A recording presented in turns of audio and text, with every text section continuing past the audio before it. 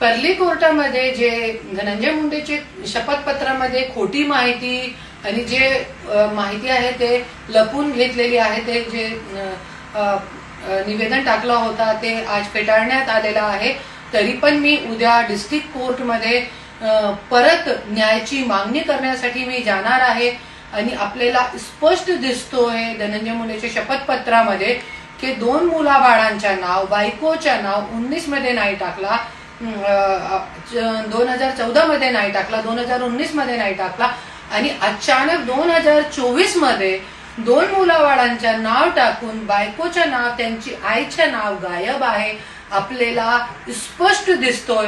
तरी पण आज न्यायाधीश साहेबांनी कशाला माझी याचिका जी आहे फेटाळली आहे, धनंजय मुंडेला क्लीन चिट दिलेली आहे, ते अन्याय विरोधात लढण्यासाठी मी शांत बसणार नाही आणि मी उद्या बीड डिस्ट्रिक्ट कोर्टामध्ये ही याचिका परत मी दाखल करणार आहे।